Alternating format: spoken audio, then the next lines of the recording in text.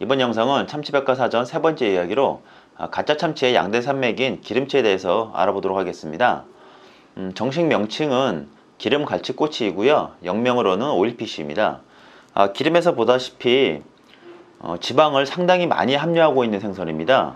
체중의 약 한 25% 정도가 지방질이라고 합니다. 제가 이 기름치에 대해서 검색을 하다가 나무위키에서 좀 재밌는 문장을 발견했는데요. 일본의 많은 섬들 중 하나인 다이토 제도라는 섬에서는 이 생선을 인간 다루마라고 부른다고 합니다. 그래서 무슨 뜻인지 살펴봤더니만 엉덩이에서 기름이 흐른다는 뜻이라고 합니다. 그러니까 이 생선을 먹으면 설사나 복통을 일으킨다는 얘기겠죠. 우리나라의 다랑어나 새출의 참치가 일반 분들한테 좀 알려지기 전에 이 기름치가 백마구로라는 이름으로 일반인 분들한테 많이 알려졌었습니다. 이 기름치는 냉동 상태에서 실온에 꺼내 놓고 녹는 과정을 지켜보면 정말 기름이 줄줄 흐릅니다. 그런데 어떻게 백마구로라는 이름으로 많이 알려지게 됐냐면 먹는 방식을 바꿨었던 겁니다.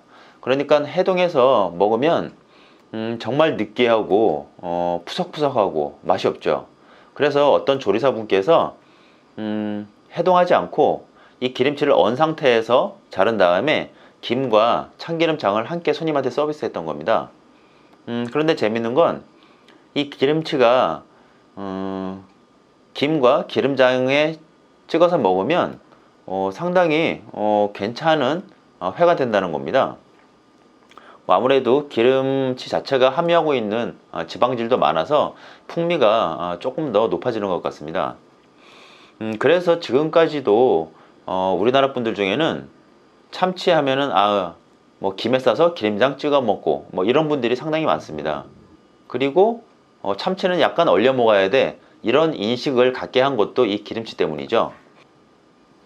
그런데 이 기름치는 조금 전에도 말씀드렸다시피 무슨 뭐 엉덩이에서 기름이 흐른다 뭐 이런 말을 할 정도로 기름이 상당히 많은 생선인데, 이 기름이 다른 생선하고는 조금 다릅니다. 이 지방이요. 그래서 이 기름치가 함유하고 있는 이 지방의 한 95%가 왁스 에스테르라는 성분인데요. 이 성분은 고형 기름입니다.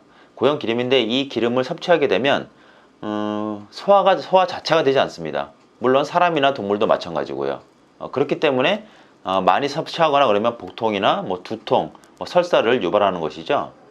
조금 더러운 말씀을 드리자면 사람 피부에서 이 분비되는 이 피지, 이 성분 자체가 왁스 에스테르라고 합니다. 그러니까 어떻게 보면 상당히 더럽다고도 얘기할 수가 있겠죠. 자, 그럼 이 생선이 어떤 생선인지 백과사전 내용과 사진을 한번 살펴보도록 하겠습니다.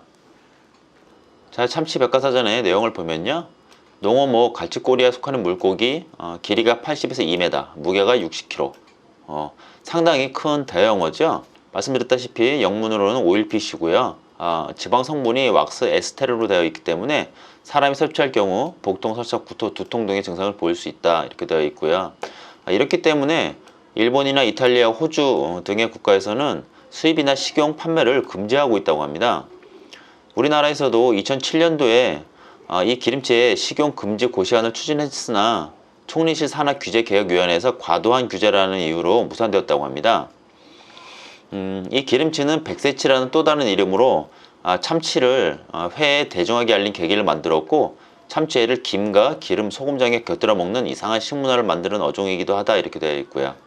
만다 이후 가짜 참치로 또 한 번 유명해진 어종이기도 하다라고 되어 있습니다. 자, 다음 페이지를 살펴보면요, 기름치 육색은 하얀 백색을 띠며 해동을 하여 접시에 담은 후 시간이 지나면 기름이 흐를 정도로 많아 식감이 좋지 않으면 맛도 느끼하다, 이렇게 되어 있고요. 이런 부분을 없애기 위해 언 상태에서 적당한 크기로 썰고 김과 기름, 소금장을 함께 내어 손님한테 권한 것이 지금까지 이어지고 있어 매우 안타깝다, 이렇게 되어 있고요. 보시는 것처럼 이렇게 하얀색입니다. 이게 기름치 회고요. 기름치 스테이크고요.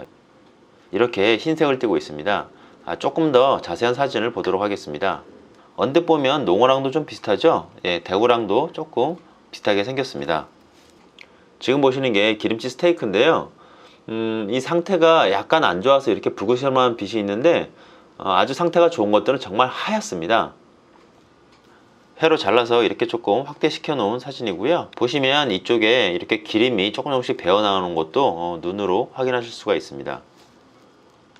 이 기름치는 제가 주방 꼬마 시설부터 봤으니까 2000년대 이전부터 수입이 금지된 2010년 6월 1일까지 약 한 20-30년 동안 우리나라에서 유통됐다는 거죠.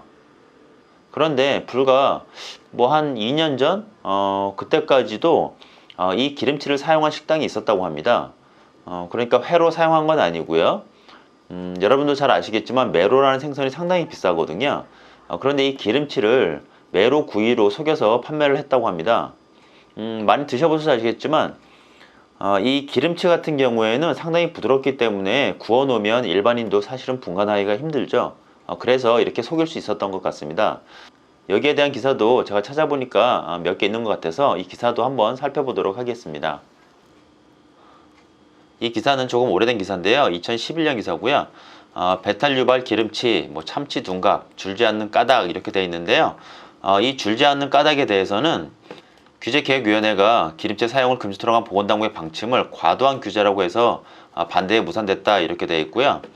뭐 결과적으로 규계위의 판단착오로 지나치는 행정간섭이 기름치의 참치 둔갑이 줄어들지 않는 결과를 낳은 셈이다. 뭐 이렇게 되어 있고요. 일본 같은 경우는 1970년에 기름치 수입과 판매를 금지했다고 하고요. 미국은 2001년도에 수입 중단을 공고했다고 합니다. 2012년 기사인데요.